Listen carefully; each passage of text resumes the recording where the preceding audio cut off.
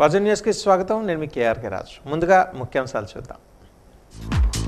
నగరంలో 46వ డివిజన్లో పర్యటించిన అసిస్టెంట్ కమిషనర్ కిరణ్ అప్పలరాజు మౌలిక సదుపాయాల కల్పనకు అధిక ప్రాధాన్యత ఇస్తామని స్పష్టం.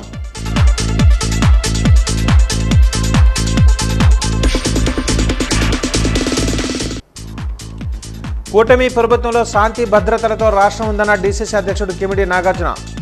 ఏడాది కాలంలో ఎన్నో సంక్షేమ పథకాలు అమలు చేశామని వెల్లడి.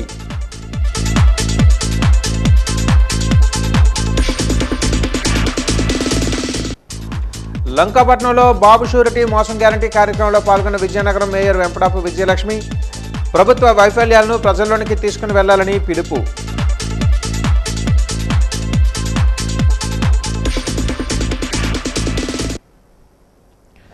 ఆర్థిక వనరులను పరిపుష్టం చేసుకుంటూనే మరోవైపు ప్రజలకు అవసరమైన మౌలిక సదుపాయాలను కల్పించేందుకు అధిక ప్రాధాన్యత ఇస్తున్నామని విజయనగరం నగరపాలక సంస్థ సహాయ కమిషనర్ కిరణ్ అప్పలరాజు అన్నారు. ఈరోజు వార్డు పర్యటనలో భాగంగా 46వ డివిజన్లో ఆయన పర్యటించారు. కనపాకకు చేరుకున్న ఆయన ప్రజలకు అవసరమైన మౌలిక సదుపాయాలు ఏ విధంగా లభిస్తున్నాయని క్షేత్రస్థాయిలో అడిగి తెలుసుకున్నారు. అయితే కొన్ని చోట్ల వీధి దీపాలు సరిగా లేవని, మరికొన్ని చోట్ల కాలువలు మరమ్మతులకు గురయ్యాయని వంటి సమస్యలను స్థానికులు ఆయన దృష్టికి తీసుకుని వచ్చారు. అలాగే వీధులలో భవన నిర్మాణ సామగ్రిని వేయడాన్ని గమనించిన ఆయన సంబంధిత సచివాలయ కార్యదర్శిని మందలించారు. తక్షణమే భవన నిర్మాణ సామగ్రిని తొలగించి రహదారి సౌకర్యాన్ని పునరుద్ధరించాలని సూచించారు. పారిశుద్ధ్య లోపం అక్కడక్కడ ఉండడాన్ని గమనించి అసహనాన్ని వ్యక్తం చేశారు.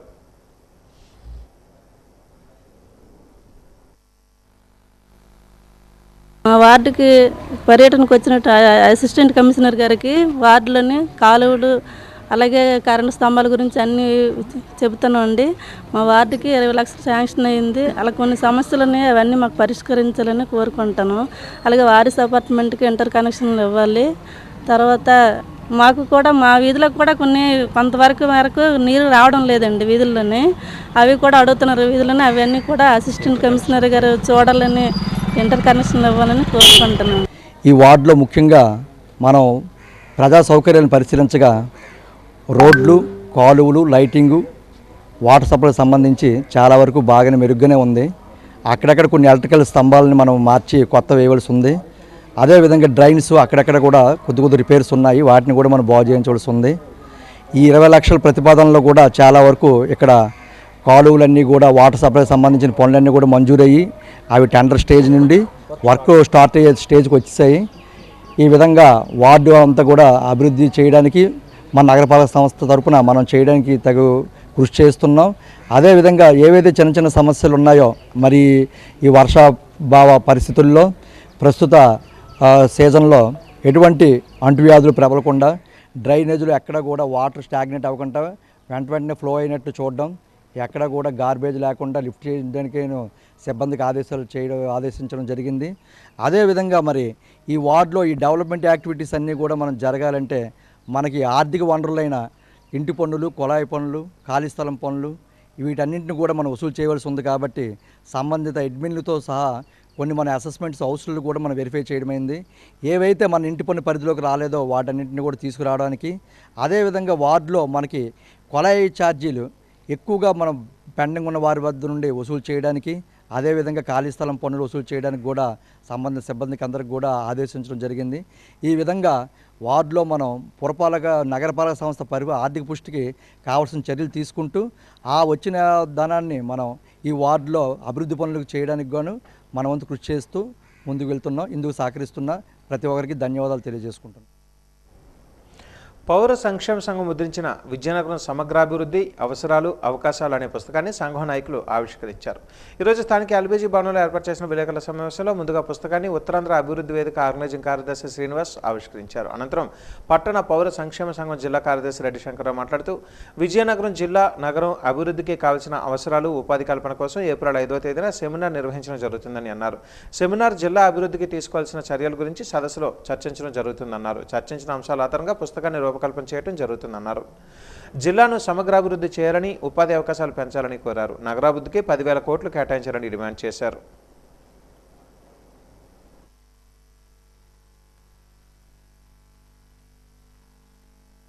మేము విజయనగరం పట్టణ పౌర సంక్షేమ సంఘంగా డిమాండ్ చేస్తున్నది, విజయనగరం వెనుకబడింది కాదు, ఆర్థికంగా సామాజికంగా అభివృద్ధి చెందింది. కానీ ఆ ఆర్థిక దోపిడీ అనేది ఇక్కడ జరుగుతూ ఉంది. అందుకనే పరిశ్రమలు మూసేశారు, ఉపాధి లేకుండా చేశారు, వలసలు తోలేశారు. ఇటువంటి పరిస్థితుల్లో పరిశ్రమలు ఏర్పాటు చేయాలి. ప్రధానంగా ఇండస్ట్రియల్ పార్కులుగా ఉన్నటువంటి పీఠాగ్రహారం కానీ సారిపల్లి కానీ డెవలప్ చేయాలి. అలాగే కొత్త పరిశ్రమలు పెట్టాలి. మంత్రి గారు చిన్న మధ్య తరహా పరిశ్రమలు మన జిల్లా మంత్రి గారు ఉన్నారు. ఆయన పరిశ్రమలు తీసుకొచ్చేదానికి ఉపాధి కల్పించేదానికి ప్రయత్నించాలి. దాంతోపాటు గ్రామీణ ప్రాంతాల్లో ఉన్నటువంటి ఉపాధి హామీ పథకాన్ని పట్టణ ప్రాంతాల్లో ప్రారంభించాలి. ఆ రకంగా పట్టణాల్లో ఉన్న నిరుద్యోగ యువతకి పని కల్పించాలి. దీంతోపాటు మామిడి, జీడి, అలాగే చింతపిక్కల ప్రాసెసింగ్ ప్లాంట్లు పెట్టి వాటికి నిరుద్యోగులకు ఉపాధి కల్పించే విధంగా ప్రయత్నించాలి. ఈ రకంగా ఉపాధి కల్పించడం ద్వారా మాత్రమే సమగ్రంగా అభివృద్ధి చెందుద్దని మేము భావిస్తున్నాం. అందుకని సమగ్ర అభివృద్ధికి 10,000 కోట్లు కేటాయించి విజయనగరం సమగ్రాభివృద్ధికి తోడ్పడాలని చెప్పి ప్రభుత్వానికి విజ్ఞప్తి చేస్తున్నాం. ఒకవేళ ప్రభుత్వం ఆ రకంగా ముందుకు వెళ్ళకపోతే ఖచ్చితంగా సమగ్రాభివృద్ధి కోసం ప్రజల చైతన్యం చేసి పెద్ద ఎత్తున పోరాటానికి, ఉద్యమాలకి సిద్ధం అవుతామని చెప్పి తెలియజేస్తా ఉన్నాం. రానున్న వినాయక చవితి పండుగను దృష్టిలో ఉంచుకొని మాజీ డిప్యూటీ స్పీకర్ కోలగట్ల వీరభద్రస్వామి సూచనల మేరకు municipal deputy mayor Kolagatla Sravani చేతుల మీదుగా గంట స్తంభం వద్ద సుమారు 500 వినాయక ప్రతిమలను పంపిణీ చేశారు. ఈ సందర్భంగా ఆమె మీడియాతో మాట్లాడుతూ ఈ నెల 27వ తేదీన రానున్న వినాయక చవితి రోజున ప్రజలందరూ మట్టి విగ్రహాలు వాడాలని, పర్యావరణాన్ని కలుషితం చేసే రంగు, ప్లాస్టర్ ఆఫ్ ప్యారిస్ విగ్రహాలను వాడవద్దని, పర్యావరణాన్ని కాపాడాల్సిన బాధ్యత ప్రజలందరిపై ఉందని ఆమె అన్నారు. రేపు ఉదయం విజయనగరం ఆర్టీసీ కాంప్లెక్స్ వద్ద సుమారు 500 వినాయక ప్రతిమలను ఉచితంగా పంచిపెట్టే కార్యక్రమం వైఎస్ఆర్ కాంగ్రెస్ పార్టీ జిల్లా యువజన విభాగం ఇన్ఛార్జ్ ఈశ్వర్ కౌశిక్ చేతుల మీదుగా జరుగుతుందని ఈ సందర్భంగా ఆమె తెలియజేశారు. ఈ సదవకాశాన్ని ప్రజలందరూ వినియోగించుకోవాలని, ఈ వినాయక చతుర్థి ప్రజలందరూ భక్తి శ్రద్ధలతో ఆనందంగా జరుపుకోవాలని, ఆ వినాయకుని ఆశీస్సులు ప్రతి ఒక్కరిపై ఉండాలని ఆమె కోరారు.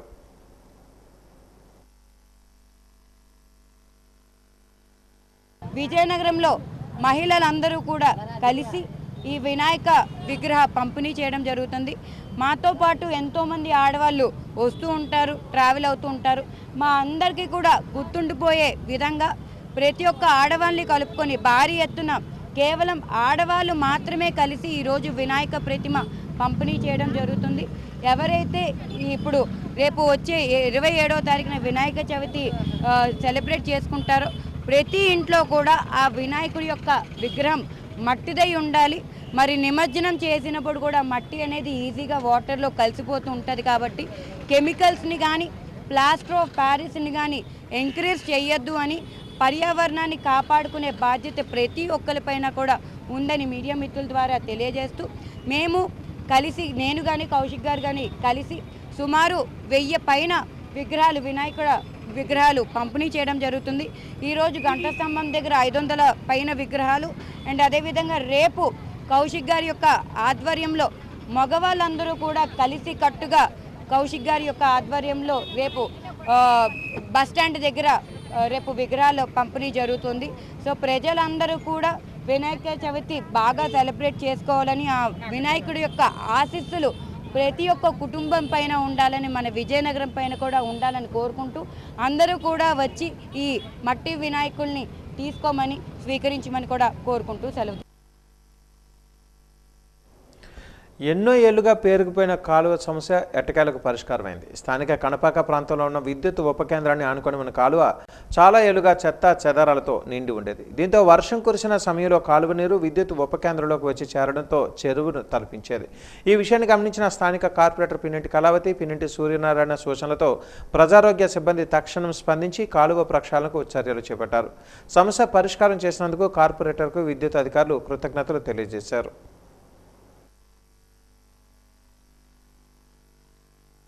వర్షాలకి మొత్తం నిండిపోయింది సార్, కాలువ బ్లాక్ అయిపోయి మొత్తం నిండిపోయింది.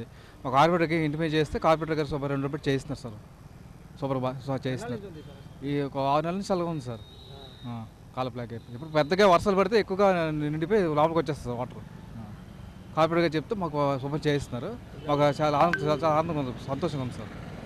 19వ తారీఖుని 18వ తారీఖు 19వ తారీఖున ఒక చిన్న సమస్య మీద, కాలిగెట్ కాలనీ సమస్య మీద పిన్నింటి కళావతి గారు 42వ డివిజన్ కార్పొరేటర్ గారు, నేను ఇక్కడ విద్యుత్ స్టేషన్కి రాగానే సమస్య పరిష్కరించడం గురించి, కాలిగెట్ కాలనీ సమస్య గురించి వచ్చాము. వచ్చేసరికి ఈ సబ్స్టేషన్ లోపల నీరు చాలా ఎక్కువ ఉంది. ఆ నీరు చూసి ఎందుకంటే ఇంత నీరు ఇక్కడ ఇలా ఉందని చెప్పగానే వాళ్ళు ఏమన్నారంటే ఈ ముందు కాలువ జామ్ అయిపోయిందండి, జామ్ అయిపోవడం వల్ల ఆ నీరే మాకు ఇందులోకి వచ్చేసిందని చెప్పారు. ఆ చెప్పిన వెంటనే కళావతి గారు ఈ సమస్యను వెంటనే పరిష్కరించాలని ఆవిడ చెప్పడంతో నేను మున్సిపల్ సిబ్బంది అందరం కలిపి నిన్నటి నుంచి కంటిన్యూగా ఇవాళ కంటిన్యూ పనిచేస్తున్నాము. పనిచేసి ఆ సమస్యని క్లియర్ చేయడం జరుగుతుంది. నగరంలో గూడిషెడ్ జంక్షన్ వద్ద రహదారి గుంతలు పడటంతో ప్రయాణికులు ఎన్నో అవస్థలు పడుతున్నారు. ఆ గుంతలను మట్టితో పూడ్చడానికి స్థానిక నాయకుల సహాయంతో ట్రాఫిక్ పోలీసులు ఈరోజు చర్యలు తీసుకున్నారు. ఆ ప్రాంతంలో ట్రాఫిక్ మళ్లించి గుంతలలో మట్టి వేసి వాటిని పూడ్చారు. ఈ సందర్భంగా ట్రాఫిక్ ఎస్ఐ చిన్నారావు మాట్లాడుతూ రహదారి ప్రక్కన ఎక్కువగా గుంతలు ఉన్నాయని వాటిని పూడుస్తున్నామని చెప్పారు. ప్రజలు కూడా ట్రాఫిక్ పోలీసులకు సహకరించాలని సూచించారు.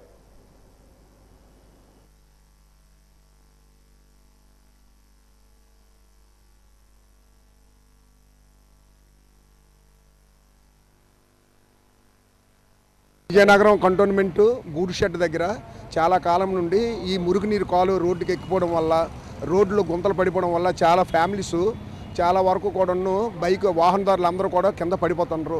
దాన్ని దృష్టిలో పెట్టుకొని పోలీసు వారి అభ్యర్థన మేరకు లోకల్ లీడర్స్, లోకల్ యూత్ అంతా కూడాను మాకు సపోర్ట్ ఇచ్చి కొంత మెటీరియల్ ఇచ్చి వాళ్ళంతా కూడా సహాయ సహకారాలతో ఈరోజు ఈ గంటకి పూడ్చుతున్నాం. దయచేసి వాళ్ళందరికీ కూడాను పోలీసు వారి తరఫున కృతజ్ఞతలు కూడా తెలియజేసుకుంటున్నాం. ప్రజలు కూడాను దీనికి సహకరిస్తూ మేము ట్రాఫిక్ మళ్లిస్తుంటే ఆ మళ్లింపుని కూడాను వాళ్ళు కూడా సహకరిస్తున్నారు. ఇది తొందరలోనే ఇది పర్మనెంట్గా చేయవలసిందిగా మిగతా ప్రభుత్వ అధికారులు కోరుకుంటున్నాం. పర్యావరణాన్ని పరిరక్షించాల్సిన బాధ్యత ప్రతి ఒక్కరిపై ఉందని జనసేన పార్టీ నాయకులు త్యాడ రామకృష్ణ సూచించారు. కామాక్షి నగర్లో జనసేన పార్టీ ఆధ్వర్యంలో మట్టి వినాయకుల ప్రతిమల పంపిణీ కార్యక్రమాన్ని నిర్వహించారు. ఈ సందర్భంగా ఆయన మాట్లాడుతూ ప్రతి ఒక్కరూ మట్టి వినాయకుడిని పూజించాలని అన్నారు. మెగాస్టార్ చిరంజీవి పుట్టినరోజు వేడుకల సందర్భంగా మట్టి వినాయక ప్రతిమలను పంపిణీ చేయడం జరిగిందన్నారు. చిరంజీవి బర్త్డే సందర్భంగా ఎన్నో సేవా కార్యక్రమాలు నిర్వహించడం జరిగిందన్నారు. ఈ కార్యక్రమంలో జనసేన పార్టీ నాయకులు రవితేజ తదితరులు పాల్గొన్నారు.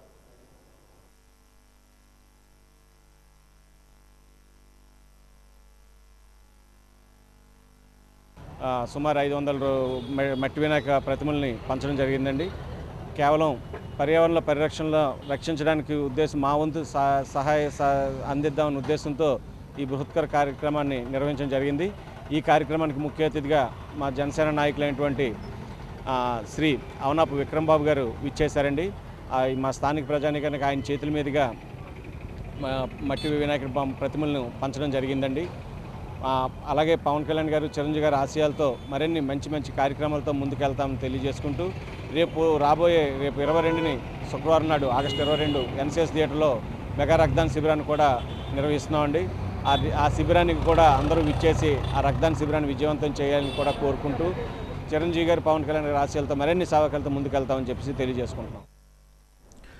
గత ప్రభుత్వంలో శాంతి భద్రతలు కరువయ్యాయని డీసీసీ అధ్యక్షులు తెలుగుదేశం పార్టీ జిల్లా అధ్యక్షులు కిమిడి నాగార్జున ఆరోపించారు. జిల్లా తెలుగుదేశం పార్టీ కార్యాలయం అశోక్ బంగ్లాలో ఈరోజు ఆయన మీడియాతో మాట్లాడారు. కూటమి ప్రభుత్వంలో శాంతి భద్రతలతో రాష్ట్రం సుభిక్షంగా ఉందని అన్నారు. సుపరిపాలన కోసం ఆలోచించే ప్రభుత్వం కూటమి ప్రభుత్వం అని అన్నారు. వైసీపీ పాలనలో వాక్ స్వాతంత్రం కూడా ఉండేది కాదని మండిపడ్డారు. టీచర్ యూనియన్ నాయకులపై కేసులు పెట్టి వారి ఫోన్లను ట్రాప్ చేసేవారని చెప్పారు. ఒక డాక్టర్ మరణానికి వైసీపీ నాయకులు కారణమని అన్నారు. వైసీపీ పాలనలో ఒక ఎమ్మెల్సీ ఒక వ్యక్తిని చంపి డోర్ డెలివరీ చేశారని విమర్శలు గుప్పించారు. ఎన్టీఆర్, చంద్రబాబు నాయుడు పరిపాలనలో శాంతి భద్రతలతో రాష్ట్రం ఉంటుందని అన్నారు. మేము చేస్తున్నామని చెప్తున్నాం. మా ఎన్నికల మేనిఫెస్టోలో మేము పెట్టిన హామీల్లో 80 నుంచి 85% మేము పూర్తి చేస్తూనే ఉంటాం. ఎందుకంటే తెలుగుదేశం పార్టీ సుపరిపాలన కోసం ఆలోచించే పార్టీ. ప్రజలందరూ కూడా బాగుండాలి అని చెప్పి అడ్మినిస్ట్రేషన్ ఇచ్చే పార్టీ. శాంతి భద్రతల గురించి కూడా మీరు మాట్లాడడం అనేది జరిగింది. మీ హయాంలో శాంతి భద్రతలు నిర్వీర్యం అయిపోయాయి అన్న సంగతి అందరికీ తెలుసు. తెలియక ఒక మాట అడుగుతా ఉన్నాను. మీరు హయాంలో ఉన్నప్పుడు ఎవరికైనా వాక్ స్వతంత్రం ఉండేదా అండి? టీచర్లు కనీసం రోడ్డు మీదకి వచ్చి మాట్లాడగలిగిన పరిస్థితి ఉందా? చివరికి టీచర్ యూనియన్ నాయకుల ఫోన్లు కూడా మీరు ట్యాప్ చేసిన మాట వాస్తవం కాదా? వాళ్ళందరూ రెగ్యులర్ ఫోన్లలో ఒకరితో ఒకరు మాట్లాడుకోవడానికి భయపడి వాట్సాప్ కాల్స్ చేసుకునేవారు. మా దగ్గర అట్లా కాదు. మీరు ఒక డాక్టర్ మాస్క్ అడిగాడని చెప్పి అతన్ని పిచ్చోడిని చేసి అతని మీద కేసులు పెట్టి చివరికి అతని మరణానికి కారణమయ్యారు. మీ ఎమ్మెల్సీ ఒక ఆయన డ్రైవర్ని చంపి డోర్ డెలివరీ ఇచ్చారు. దళిత కుర్రవాళ్ళకి చాలా చోట్ల శిరోమండనాలు చేశారు. ఇవన్నీ మీరు మర్చిపోయి శాంతి భద్రతలు తెలుగుదేశం పార్టీ హయాంలో లేవు అంటే మేము ఊరుకునేది లేదు. ఎన్టీ రామారావు గారు కానివ్వండి, చంద్రబాబు నాయుడు గారు కానివ్వండి, శాంతి భద్రతలే మాకు అతి ముఖ్యమైన అంశం అని చెప్పి గత 40 సంవత్సరాలుగా రాజకీయాలు చేశారు. తెలుగుదేశం పార్టీ గర్వంగా చెప్తుంది ఇదంతా కూడా అని చెప్పి మీకు ఇంకోసారి గుర్తు చేస్తున్నా. నగరంలోని గృహ నిర్మాణ శాఖ కార్యాలయంలో ప్రపంచ వయోవృద్ధుల దినోత్సవం సందర్భంగా తిరుమల మెడికవర్ ఆధ్వర్యంలో వైద్య శిబిరాన్ని నిర్వహించారు. స్వామి కంటి ఆసుపత్రి ఆధ్వర్యంలో ఉచిత కంటి వైద్య శిబిరాన్ని నిర్వహించారు. ఈ సందర్భంగా గృహ నిర్మాణ శాఖ ప్రాజెక్ట్ డైరెక్టర్ మురళీమోహన్ మాట్లాడుతూ సిబ్బంది ఆరోగ్యంపై దృష్టి సారించాలని అన్నారు. వైద్య శిబిరానికి సహకరించిన మెడికవర్ స్వామి కంటి ఆసుపత్రి సిబ్బందికి కృతజ్ఞతలు తెలియజేశారు. గృహ నిర్మాణ శాఖ సిబ్బంది వైద్య శిబిరాన్ని సద్వినియోగం చేసుకున్నారని చెప్పారు. ఈ కార్యక్రమంలో స్వామి కంటి ఆసుపత్రి సిబ్బంది బాబ్జీ తదితరులు పాల్గొన్నారు.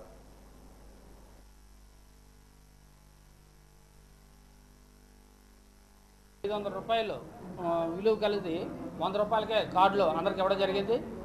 మా సిబ్బంది ఆ కార్డులు ఉపయోగించుకొని రాబోయే రోజుల్లో ఏమైనా వాళ్ళ అవసరం మెడికల్కి సంబంధించిన ఏమైనా ఇష్యూస్ వచ్చినప్పుడు ఈ 2 హాస్పిటల్కి సంబంధించిన దీంట్లో తక్కువ ఖర్చుతో చేసుకోవచ్చు. అలాగే మాకున్న హెల్త్ కార్డ్స్ కూడా దాన్ని వాడుకొని ఇవన్నీ చేయడానికి అవకాశం ఉంది. కాబట్టి మా సిబ్బంది అంతా ఈ కార్డుల్ని ఉపయోగించుకొని అందరూ టెస్టులు చేసుకోవడం జరిగింది. అలాగే 23వ తారీఖుని ఫ్రీ మెడికల్ క్యాంప్ అంటే దానికి సంబంధించిన లివర్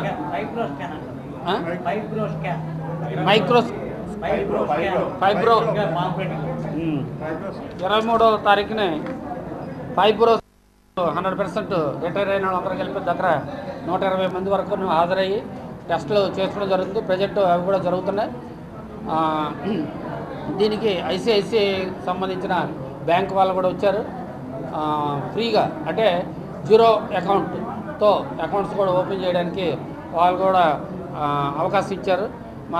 ఏమైనా లోన్స్ కానీ ఏమైనా అవసరమైనా దానికి సహాయం చేస్తామని చెప్పడం వల్ల మా సిబ్బంది కూడా కొందరు ఐసిఐసిఐ అకౌంట్స్ 0 పేరుతో తీసుకోవడం జరిగింది.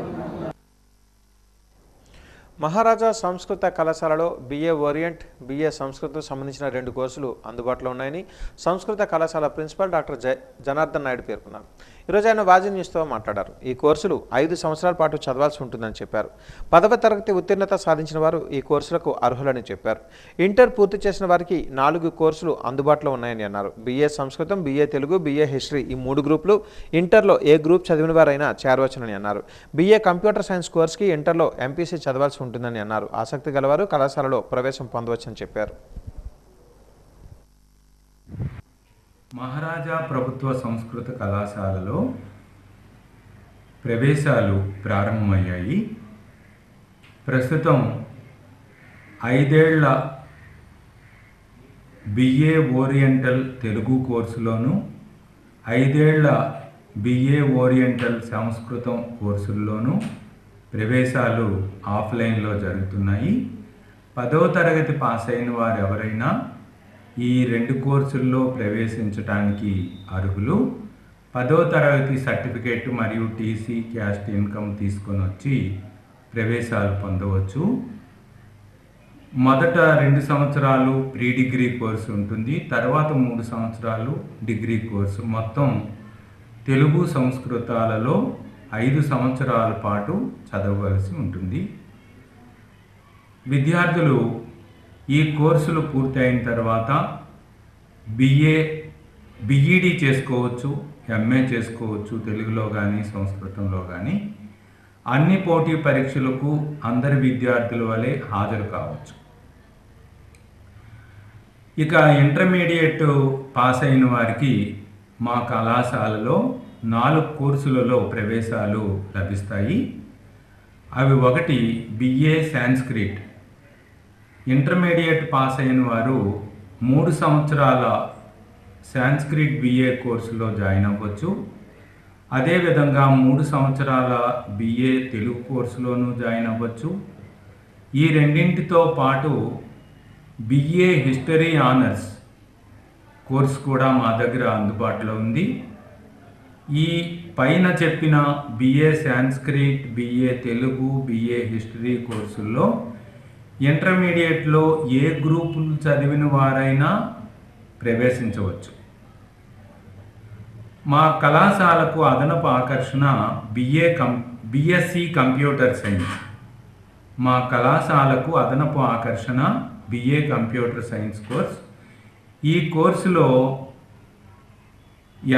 ఇంటర్మీడియట్లో ఎంపీసీ చదివిన వారు ప్రవేశానికి అర్హులు. ఈ కోర్సు 3 సంవత్సరాలు ఉంటుంది. పెద్ద పెద్ద సాఫ్ట్వేర్ కంపెనీల్లో చేయడానికి అవసరమైన విధంగా కోర్సు బోధన జరుగుతుంది. కాబట్టి విద్యార్థులు ఈ వివరాలను జాగ్రత్తగా అర్థం చేసుకొని బిఏ హిస్టరీలో కానీ, బిఎస్సి కంప్యూటర్ సైన్స్లో కానీ, బిఏ తెలుగులో కానీ, బిఏ సాంస్క్రిట్లో కానీ జాయిన్ అయ్యి మీ అభివృద్ధికి కళాశాలను ఒక నిచ్చెనగా ఉపయోగించుకొని ఎక్కువ సంఖ్యలో విద్యార్థులు జాయిన్ అవ్వాలని మనస్ఫూర్తిగా ఆహ్వానిస్తూ మరోసారి ప్రజల అభిప్రాయాన్ని పూర్తి స్థాయిలో తీసుకొని బడి దేవరకొండ క్వారీ నిర్వహణ చేపట్టాలని పార్వతీపురం ఎమ్మెల్యే బోనెల విజయచంద్ర అన్నారు. బడి దేవరకొండ వల్ల తమకు చాలా ఇబ్బందులు ఎదురవుతున్నాయని, చెరువు కలుషితం అయిందని, వెంటనే క్వారీ నిర్వహణ ఆపాలని ప్రజలు ఇచ్చిన ఫిర్యాదు మేరకు గురువారం కొండను ఎమ్మెల్యే పరిశీలించారు. ముందుగా ప్రజలతో మాట్లాడి వారి సమస్యలను అడిగి తెలుసుకున్నారు. ఈ సందర్భంగా ఎమ్మెల్యే మాట్లాడుతూ బడి దేవరకొండ పేరు ఈ పరిసర ప్రాంతాల ప్రజలకు ఒక పవిత్రమైందని, ఈ ప్రాంత ప్రజలు దైవంగా భావిస్తున్నారని, ఈ కొండ వర్షాన్ని ఇచ్చే దైవంగా భావిస్తూ ప్రతి ఏడాది పూజలు చేస్తుంటారని, అయితే ఈ కొండను తవ్వడానికి అనుమతులు ఉన్నప్పటికీ సంబంధిత యాజమాన్యం నిబంధనలు పాటించడం లేదని, నిబంధనలు ఉల్లంఘించడం వల్ల అనేక ఇబ్బందులు పడుతున్నామని ఇక్కడ ప్రజలు ఫిర్యాదు చేశారు. గ్రామస్తులు ఇచ్చిన కంప్లైంట్ ప్రకారం ఇక్కడ ఉండే వాళ్ళు మేము కూడా రావడం జరిగింది. అయితే ఈ పక్కనున్న చెరువుకి డైరెక్ట్గా ఏదైతే ఇక్కడ ఇది పగలగొట్టగా దీన్ని షేప్ చేసుకోవడానికి వచ్చే పౌడర్ లాంటిది చెరువు మొత్తం కూడా ఇబ్బంది కలిగించే విధంగా అయింది. అక్కడ నాకు తెలిసి ఇంకా ఎకో సిస్టమ్ అంటే చేపలు పెరగడానికి కానీ ఇంకేం పెరగడానికి కూడా సంబంధం లేకుండా ఉంటుంది. రాత్రులు విపరీతమైన శబ్దాలతో గ్రామస్తులందరూ కూడా నిద్ర లేకుండా ఇబ్బంది పడుతున్న విషయాన్ని కూడా మా వరకు తీసుకురావడం జరిగింది. మూడోది, ఎవరైతే మనకి ఇక్కడ నడుపుతున్న వాళ్ళు కొన్ని రూల్స్ ప్రకారం పాటించాల్సిన నియమాలు, గ్రామస్తుల దగ్గర నుంచి పర్మిషన్ తీసుకోవడం, గ్రామస్తుల నుంచి ప్రజా అభిప్రాయ సేకరణ తీసుకోవడం, అది ఎప్పుడో ఎన్నో సంవత్సరాల ముందు తీసుకున్నారంట. ఇప్పుడు అదే గ్రామస్తులు తిరిగి వచ్చి మాకు వద్దు అని చెప్పడం జరుగుతుంది. తిరిగి మళ్ళీ వాళ్ళు ప్రజా అభిప్రాయ సేకరణ చేసిన తర్వాతనే ఆపరేషన్ చేసుకుంటే బాగుంటుందని అధికారులకు కూడా చెప్పాను. అధికారులు, రెవెన్యూ వాళ్ళు అందరూ కూడా సమిష్టిగా మళ్ళీ గ్రామస్తులతో మాట్లాడి గ్రామస్తులకి ఏదైతే మంచో ఆ నిర్ణయాన్ని మేము కట్టుబడి ఉంటామని. దేశవ్యాప్తంగా బ్లాక్ డే సందర్భంగా గజపతి నగరం ఆర్టీసీ కాంప్లెక్స్ నుంచి మెంటాడ 4 రోడ్ల జంక్షన్ వరకు ర్యాలీగా వచ్చి అక్కడ anganwadi workers and helpers union ఆధ్వర్యంలో మానవహారం చేయడం జరిగింది. దేశవ్యాప్తంగా అంగన్వాడీలకు ఎఫ్ఆర్ఎస్ యాప్ పెట్టడం వలన లబ్ధిదారులకు photo capture, OTP, FRS app ద్వారానే సరుకులు ఇవ్వాలని పెట్టిన నిబంధనల వల్ల అంగన్వాడీలకు ఇచ్చిన సెల్ ఫోన్లు పనిచేయకపోవడం, అనేక ఇబ్బందులు పడుతున్నారు. సరుకులన్నీ ఒక్కసారిగా రావడం లేదు, నెట్ సిగ్నల్ లేకపోవడం, సర్వర్ పనిచేయకపోవడం వలన లబ్ధిదారులందరూ ఇబ్బందులు పడుతున్నారు. కాబట్టి వెంటనే ఎఫ్ఆర్ఎస్ యాప్ రద్దు చేయాలని, కేంద్ర ప్రభుత్వం 2014వ సంవత్సరం నుంచి అంగన్వాడీలకు వేతనాలు పెంచలేదు, రాష్ట్ర ప్రభుత్వం 2019 నుంచి వేతనాలు పెంచలేదు. కాబట్టి పెరిగిన ధరలకు అనుగుణంగా కేంద్ర రాష్ట్ర ప్రభుత్వాలు అంగన్వాడీలకు వెంటనే వేతనాలు పెంచాలని డిమాండ్ చేశారు.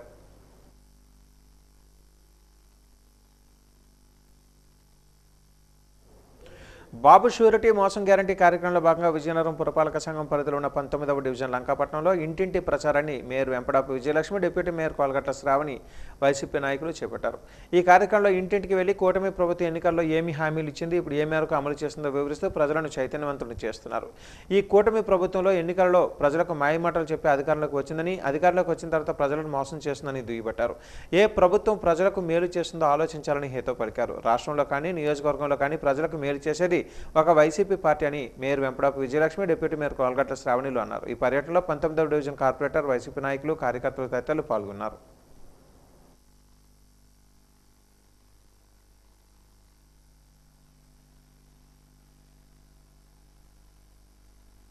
అధికారంలోకి రాకముందు ఇవి తెస్తాం అవి తెస్తాం, వీళ్ళు ఇంపార్టెంట్ వాళ్ళు ఇంపార్టెంట్ అన్నారు. వైజాగ్ ప్రైవేటీకరణ, స్టీల్ ప్లాంట్ ప్రైవేటీకరణ చేయమని చెప్పారు. ఈరోజు వివిధ శాఖల్లో డివైడ్ చేసి వాటిని ప్రైవేటీకరణ చేస్తున్నారు. ప్రతి అడుగు కూడా, ప్రతి చోటు కూడా, ప్రతి విషయంలో కూడా మోసమే కనిపిస్తుంది, కానీ అభివృద్ధి కనిపించట్లేదు.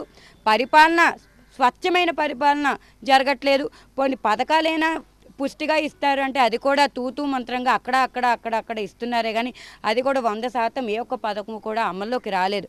దయించి కూటమి ప్రభుత్వం ఇప్పటికైనా మేల్కొని ఎవరికైతే ఏ పథకమైతే జగన్మోహన్ రెడ్డి గారిని ఆదర్శంగా తీసుకొని ఏ పథకమైతే అర్హత ఉందో ఆ పథకాలు ప్రతి ఒక్క ఇంటికి కూడా వెళ్ళాలని, 1500 కావచ్చు, అమ్మఒడి కావచ్చు, లేకపోతే మీరు చెప్పిన ఇంటికి 3 గ్యాస్ సిలిండర్లు కావచ్చు, మీరు చెప్పిన హామీలే అర్హత పరంగా ప్రతి ఇంటికి కూడా చేరాలని, ఎవరికైతే పెన్షన్ కొత్త చేశారో వాళ్ళందరికీ కూడా పెన్షన్లు ఇవ్వాలని, అర్హత ప్రకారం కొత్త పెన్షన్లు కూడా రిలీజ్ చేయాలని.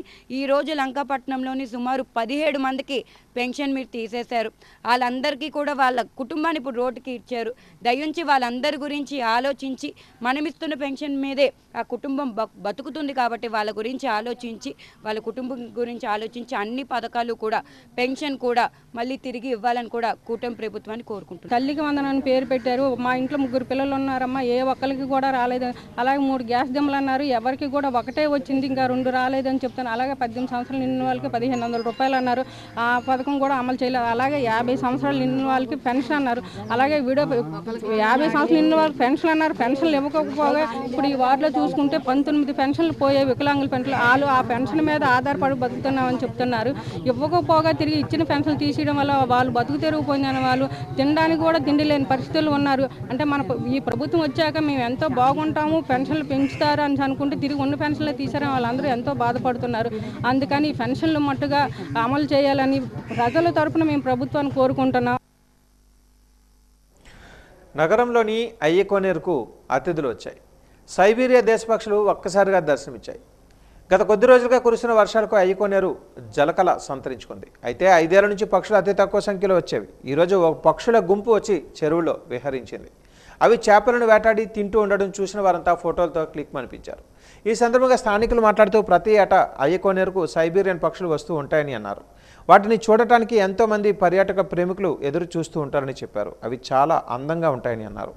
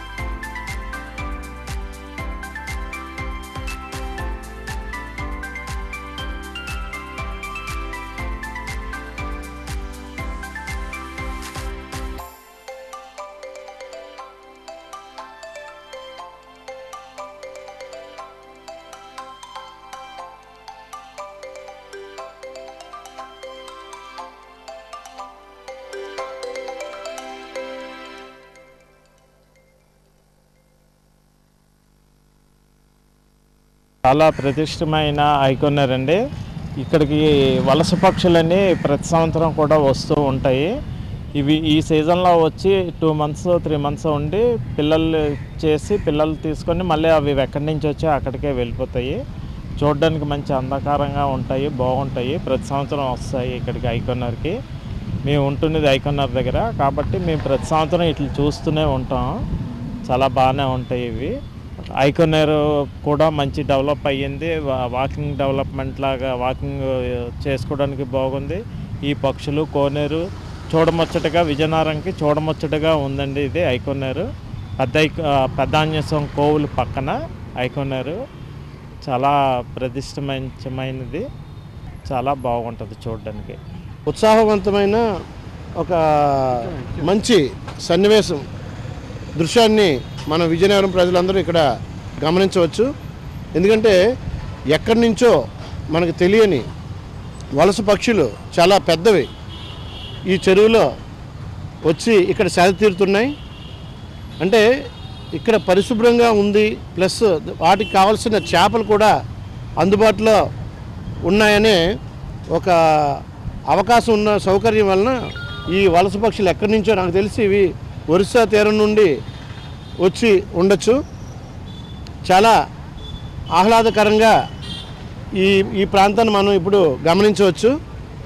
విజయనగరం ప్రజలారా, మీకు అవకాశం ఉన్నప్పుడు సాయంత్రం వేళల్లో కానీ లేదంటే తెల్లవారుజామున ఉదయం వేళల్లో కానీ ఐకోనేరు గట్టు దగ్గరికి వచ్చి ఇక్కడ ఉన్న కొత్త రకరకాల పక్షుల్ని మనం వీక్షించి ఆహ్లాదం పొందండి అని ఈ సందర్భంగా తెలియజేస్తున్నాం. ఉమ్మడి విజయనగరం జిల్లాలో గ్రంథాలయాల అభివృద్ధి బాటలు నడుస్తున్నాయని విజయనగరం గ్రంథాలయ సంస్థ కార్యదర్శి లక్ష్మి అన్నారు. వాజీ న్యూస్ తాము మాట్లాడుతూ ఉమ్మడి విజయనగరం జిల్లాలో 41 గ్రంథాలయాలు పనిచేస్తున్నాయని, ప్రతి ఒక్క గ్రంథాలయంలో ప్రజలకు సమాచారం అందించడమే కాకుండా విద్యార్థులకు విజ్ఞానాన్ని అందిస్తున్నామని అన్నారు. అయితే శిక్షణ ఫౌండేషన్ ఆధ్వర్యంలో డెల్ కంపెనీ సహాయ సహకారాలతో 17 గ్రంథాలయాలకు 2 కంప్యూటర్లు, 1 టీవీ డొనేషన్ చేశారని అన్నారు. వీటి వలన ప్రజలకు ఎంతో మేలు చేకూరుతుందని ఆశాభావం వ్యక్తం చేశారు.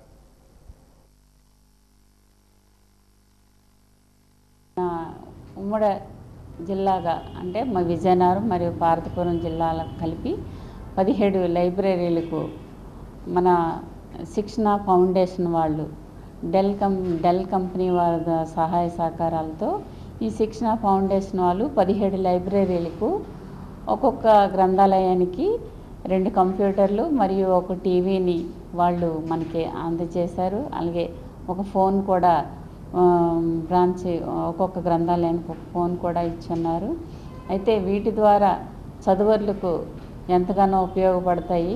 ఆ టీవీ ద్వారా వార్తలు మరియు సమాజంలో సమాచారాన్ని తెలుసుకోవడానికి, అలాగే కంప్యూటర్ల ద్వారా ఇంటర్నెట్ ద్వారా రీడర్స్ చదువుకున్న రీడర్స్ కూడా ఆ నెట్ ఎంతగానో ఉపయోగపడుతుంది.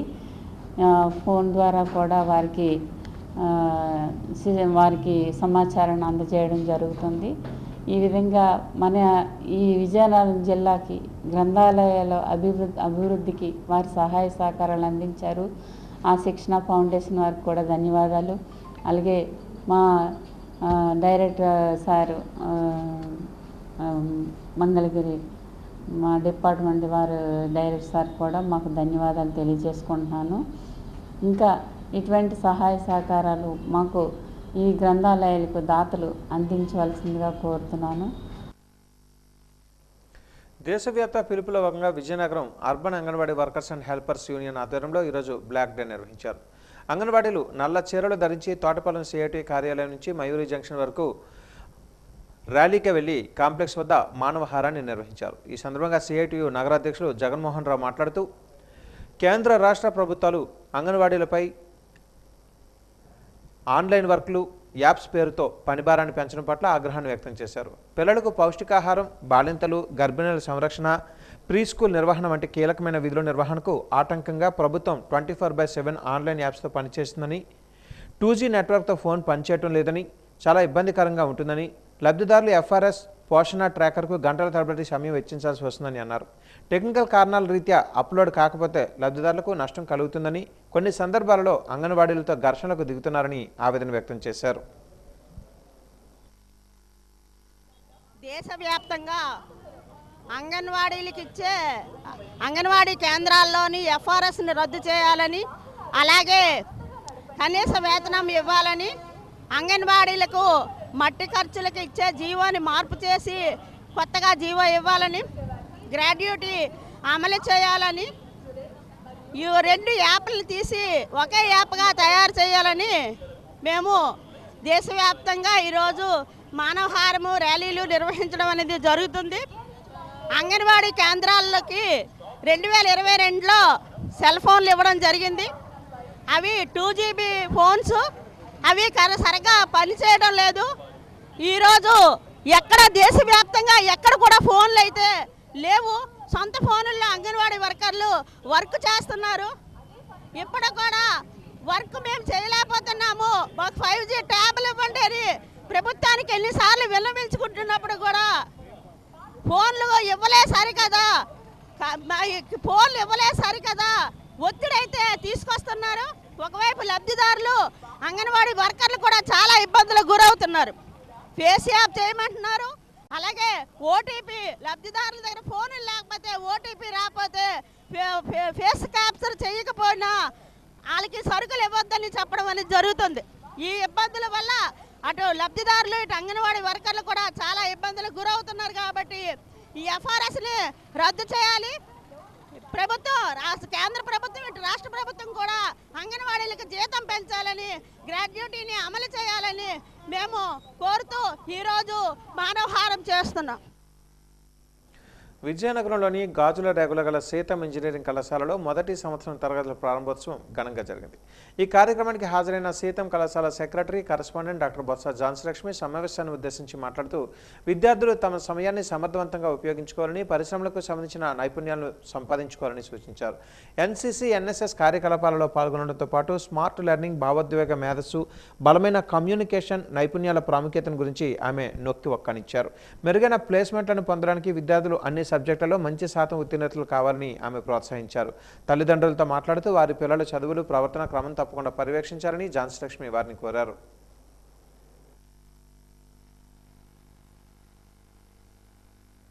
మీకేంటంటే 100% రిజల్ట్ ఫస్ట్ ఇయర్ నుంచే రావాలి, 80% రావాలి. వస్తేనే మంచి కంపెనీస్ లో ప్లేస్మెంట్స్.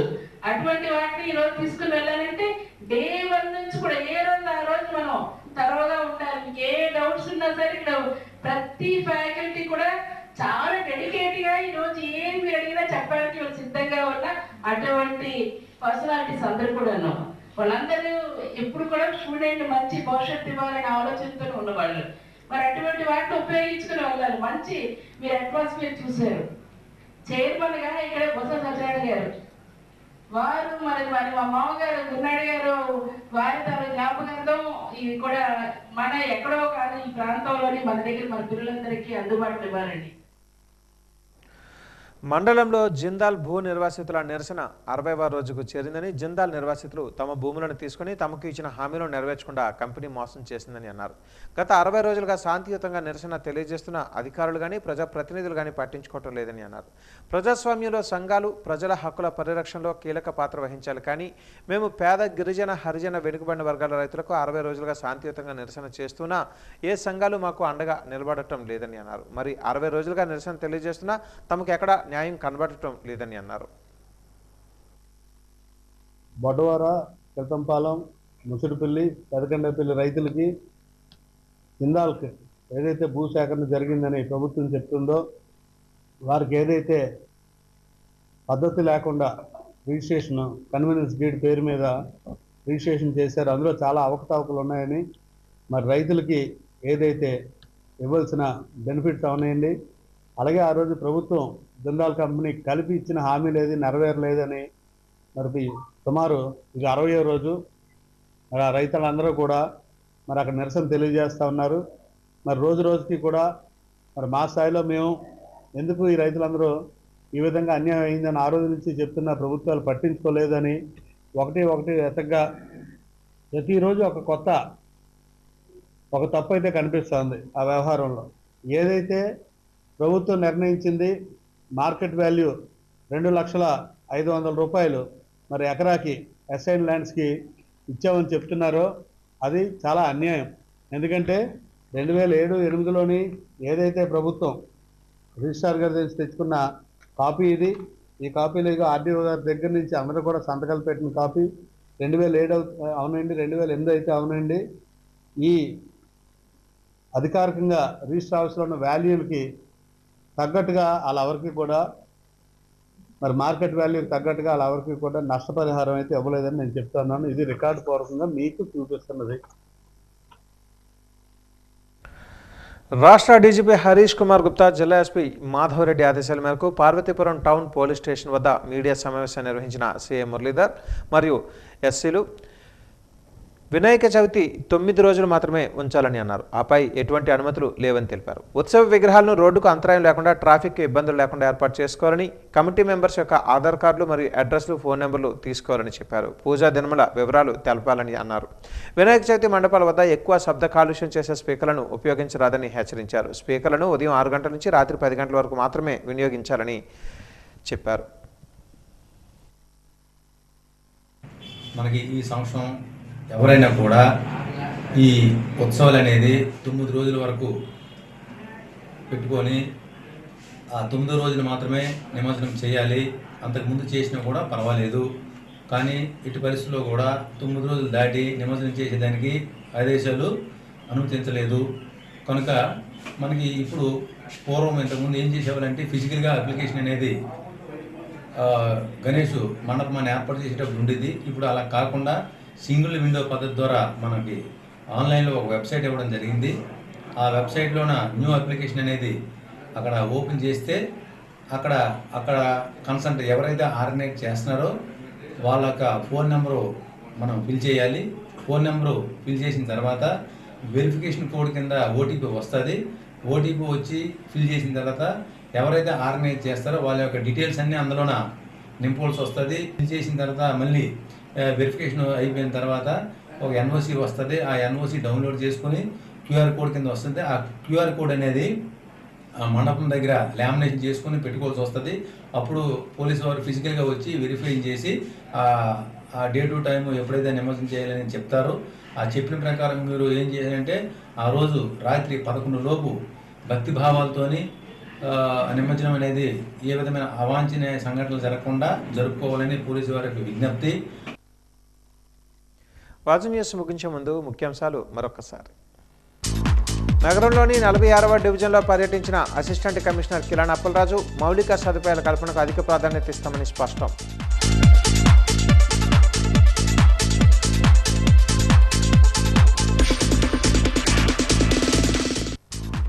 కూటమి ప్రభుత్వంలో శాంతి భద్రతలతో రాష్ట్రం ఉందన్న డీసీసీ అధ్యక్షులు కిమిడి నాగార్జున ఏడాది కాలంలో ఎన్నో సంక్షేమ పథకాలు అమలు చేశామని వెల్లడి.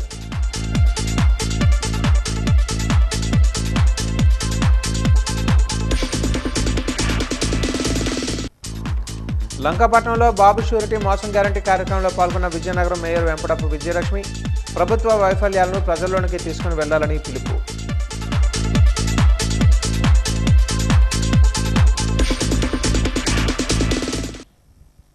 బాజీ న్యూస్ ఇంతటితో సమాప్తం.